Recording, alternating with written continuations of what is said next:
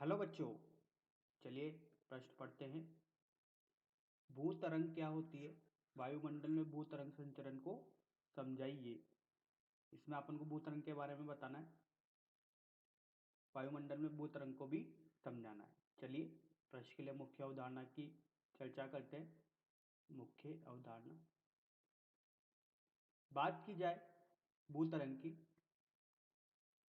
क्या भू तरंग संचरण की, तो ऐसा विद्युत चुंबकीय तरंग का संचरण जो पृथ्वी के वक्र पृष्ठ के अनुदिश होता है, उन्हीं को अपन बोलते हैं भू तरंग संचरण। मतलब पृथ्वी के वक्र पृष्ठ के अनुदिश होने वाला जो संचरण होता है उसी को अपन क्या बोलते हैं? भू तरंग संचरण बोलते हैं। इसकी जो खासियत होती है वो ये होती है कि निम्न आवृत्ति की तरंगों का संचरण इसके द्वारा संभव हो पाता है।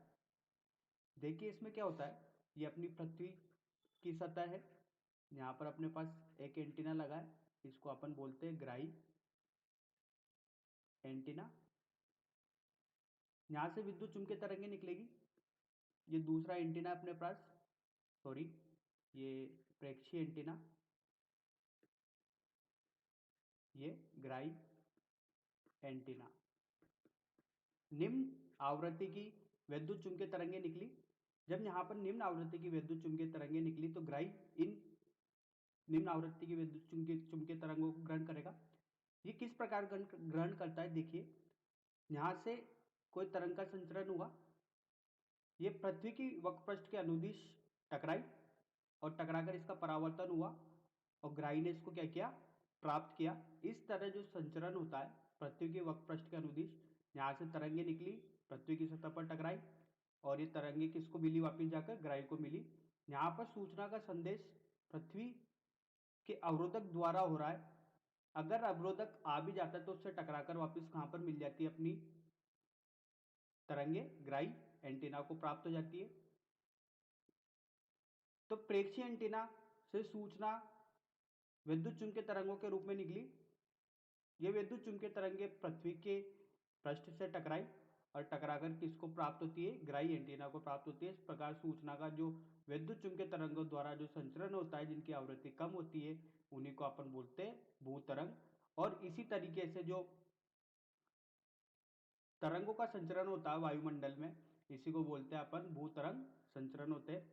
निम्न आवृत्ति के कारण इसी को अपन पृथ्वी के वक्र पृष्ठ के अनुदिश क्या करते हैं?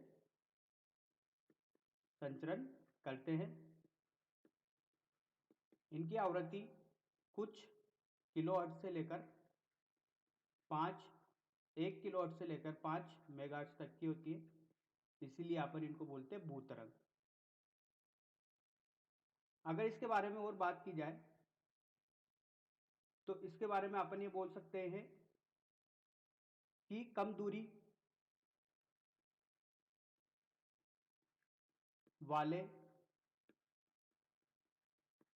तरंग संचरण इसके द्वारा संभव हो सकते हैं,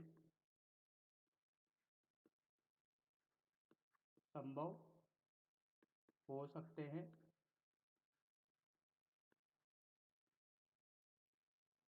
तो चलिए बच्चों, प्रश्न के मुख्य हल पर चलते हैं और देखते हैं भू तरंग क्या होती है। भू तरंग, देखिए, विद्युत चुम्बकीय तरंगों का संचरण, विद्युत चुम्बकीय तरंग का संचरण पृथ्वी के वक्र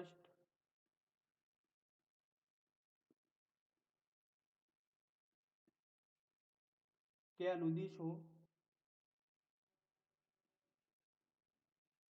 के अनुदिश हो, भू तरंग कहलाती है।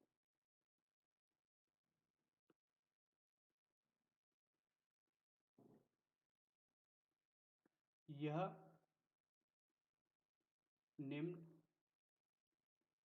आवृत्ति की तरंग होती है